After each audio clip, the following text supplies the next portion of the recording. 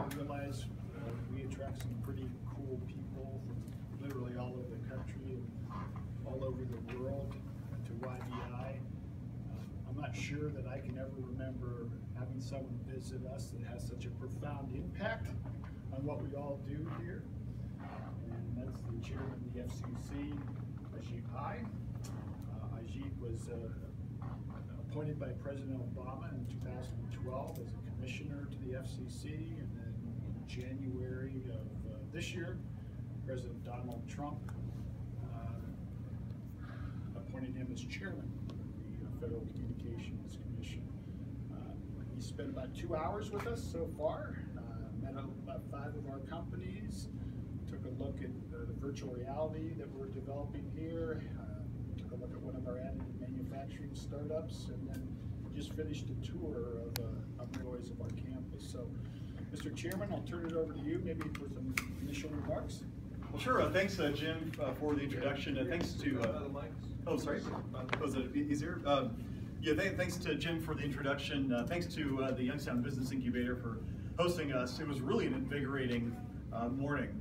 Got a chance to meet with some really diverse companies that are setting up shop and thriving here in Youngstown, from working on virtual reality gaming that competes with anyone in the world, to perishable food delivery in an innovative way, to a company that's setting up an online platform where people can buy tools, screws, bolts, and whatnot. And regardless of the industry they're competing in, one of the things I take away is, number one, the Youngstown is on the move, that there's innovation and entrepreneurship that is happening here, and that the United States and the world should take notice of.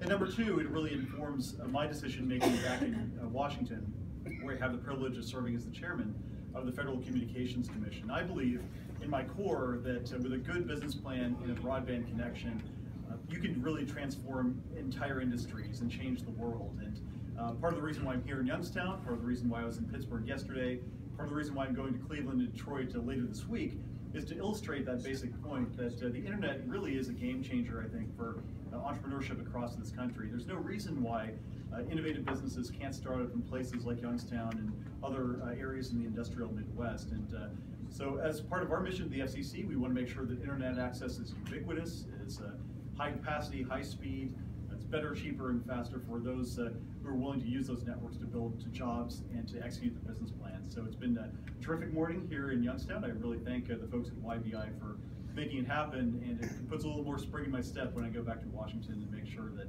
we try to bring the benefits of the digital era to each and every American. And with that, I'd be happy to take any questions that you might have. Can you describe how broadband internet can help local business? Absolutely. So regardless of what kind of business you're in, if you're setting up a company in the digital era, I think an internet connection is increasingly useful. For example, if you're creating a virtual reality company that wants to take advantage of wireless Oculus headsets, you're going to need a lot of high band spectrum and in order to deliver a seamless video experience, and that's where the FCC could help. If you're setting up a mobile platform that relies on consumers using apps in order to interact with companies or to buy products and services, you need really seamless wireless connectivity across the country to allow anyone nationwide to be able to use that platform. If you're a business that relies on high amounts of data to be transmitted to and from your business, you're setting up a data center, for example, or you just need to just store information locally, you're going to need a lot of high capacity fiber, and that's where the FCC can help. And so I think a lot of the companies that we traditionally might have thought of as being bricks and mortar analog companies are finding that in the digital world, there's really a business case for using the internet to thrive. And one of the companies I had a chance to meet with this morning is doing that. It's a third generation company, originally started in New York, but they found that an online platform for buying bolts and screws and nuts is actually the bulk of the business right now when it comes to purchasing those kinds of things. And it's kind of neat to hear how they've migrated from the old bricks and mortar model of the 1940s to the online virtual model of 2017. And so it's inspiring to hear that, and it makes me want to make sure that our mission is of providing universal service to the internet is achieved. As we're talking about businesses being connected, there are still concerns across the country that individuals in their homes aren't as connected. Right? People here in the Valley obviously have high-speed access if they want it. What is the commission doing to help those areas however many there might be in this part of the country that don't have that access that we enjoy? Appreciate the question, and I take it personally. I grew up in a small town called Parsons, Kansas, 3 hours south of Kansas City, and it is a part of the country that all too often finds itself on the wrong end of the digital divide. So this mission isn't just professional for me, it's personal. And as a commissioner and now as a chairman, I've had a chance to visit Alaska Native villages above the Arctic Circle that don't have roads leading into those towns, let alone broadband. I've been to small towns in West Virginia where internet access is sadly lacking. And that's why now that I have the privilege of serving as the leader of the agency, I've made it a priority to address it. And so, for example, in my very first vote under my chairmanship, we directed $170 million of funding to increase broadband to parts of upstate New York that don't have any internet access whatsoever. In my first full month as the FCC chairman, the first 2 votes I shepherded through on a bipartisan basis were, number one, a proposal to increase 4G LTE throughout the country to make sure that all parts of America are served by 4G LTE. And the second part was to update our rules to make sure that fixed broadband is delivered to parts of unserved America. These 2 proposals on the mobile and fixed side have been sitting around for years. The FCC promised a year before I even got there that they would deliver these programs, and I wanted to make sure that we set a marker in my first few months of delivering on those promises, because to me that's the number one priority of the FCC, and this administration is closing the digital divide. Are there areas, as you're traveling, Pittsburgh, Youngstown, Cleveland, Detroit, are there areas in this corridor that still need help? Without question, I have yet to meet a consumer who says that we're satisfied with our internet access. We, just keep on doing what you're doing. We're always looking for ways to promote more competition and more access. And to me, to be candid, as a regulator, I could care less what technology is brought to bear, whether it's cable or telecom or satellite or wireless. I want all of them to compete for the consumer's eyeballs and the money that the consumers are willing to put on the table. We want to make sure we have a competitive marketplace that delivers ever faster, ever better service. That said, Mr. Chairman, where's the FCC leaning toward the concept of net neutrality, and where do you stand on that? And some concerns about startups that it might stifle innovation. Yeah, good question. I think to me, and I think to most Americans, I believe in a free and open internet. That is the internet that we've had for a couple of decades since the internet was commercialized in the 1990s. And my vision is to carry forward that Clinton administration model of light touch regulation. Let the marketplace develop, and if there are problems that manifest themselves with a particular company behaving in an uncompetitive way or otherwise harming consumers or startups, then take targeted action. But we want to be careful about applying preemptive, heavy-handed rules that might stifle innovation and investment in networks.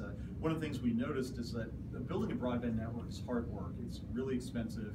In parts of the country where you don't see a dense population or sufficient income, a lot of companies will say, it's just not worth the risk. There's no return on the investment. So we want to balance, obviously, the need to preserve that core value of the free and open internet. And also, I think that a lot of the regulations that we've had on the books for a couple of years are decreasing investment. If you look at, for example, the capital expenditures by the top 12 internet service providers, it's gone down 5.6% in the last 2 years. That's the first ever decrease outside of a recession.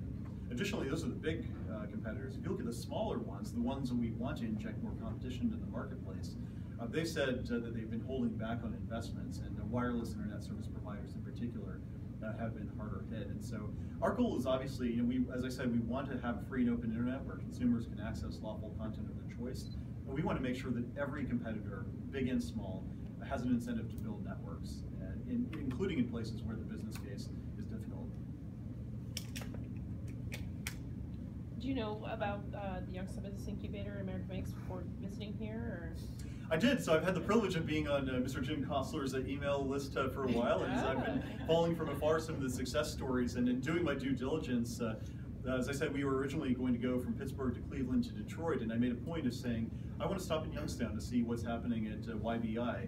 Not just because my in-laws live in the area, but also because I wanted to see, some of the innovation that can happen when you have an entrepreneurial community that's dedicated to shepherding in, disruptive change. And I think that there's a very small d democratic message to be sent by the success of places like YBI and the companies that thrive here. Just as I said in the beginning, innovation doesn't know any geographic limitation, and I think the companies I've had a chance to meet today are evidence of that.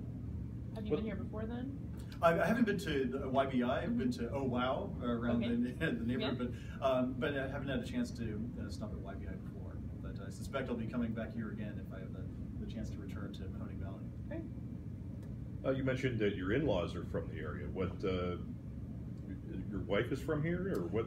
Yeah, so wife is from Poland, and my in-laws who are here in the back are from the Poland area as well, and so come here, have been coming here for many years. I got to ask you, where'd you meet? Oh, we met in Washington actually. So yeah, we're just set up on a sort of a blind date, you might say, and yeah, that's pretty much how it all happened. Is the missus here? No, she's unfortunately she wasn't able to make it, Okay. but she's holding down the fort back home, and she's a doctor over at George Washington, so she's the brains of the operation. Absolutely. I'm just not so pretty face who gets to take credit Good answer. for all these meetings. So we have about 2 minutes left. They're on a very tight schedule. All right, well, what do you see the future here for broadband internet? I mean, in 10 years from now, Yeah. I mean, what does the FCC think of the internet 10 years from now? What kind of access they would like America to have? Well, I think the one constant in this industry is change, and that things are going so quickly and it's so dynamic that you really can't predict where things are going to go. I mean, we just visited, for example, America Makes, where I got to see some 3D printed parts that are being used in high value defense applications. If you told me a generation ago that would be possible, I would have said you're crazy. So forecasting 10 years from now is always fraught with peril, but what I do think is that the internet is going to develop in some really exciting ways. One of the things I'm most interested in learning about, helping to pioneer from an FCC perspective, is the development of 5G wireless networks. So right now everyone knows about 4G LTE, but 5G I think could be really significant for all sorts of businesses and consumers. Using all different kinds of spectrum and densifying the networks, for example, in ways that haven't been done previously. So right now, if you think of a wireless network, you think of a big 100-foot cell tower that you can see from the highway, but the 5G networks of the future are going to be much smaller, operate at much less power, and use much different kinds of spectrum. And they'll require the deployment of tens of thousands of small cells, the use of different kinds of equipment in your smartphones, and the ability of 5G networks to really change how businesses operate is going to be tremendous. So just imagine, for example, the industrial Internet of Things, being able to deploy tens of thousands of sensors in yogurt trucks to see if the temperature is rising above a certain level, so you can measure quality control to make sure that yogurt spoilage during shipment doesn't happen.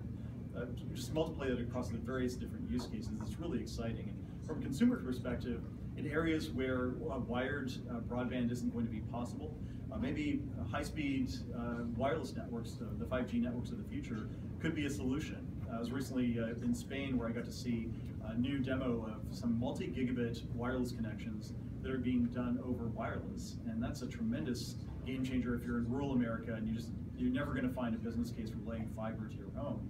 Maybe a wireless network of the future that could be the solution. So, the future is bright. It's just a question of regulators getting the job done, and the private sector doing what it does best, which is solving some of these problems in innovative ways. Thank you. We've got to keep them on schedule. Oh, okay. Thanks for your time, and really appreciate it.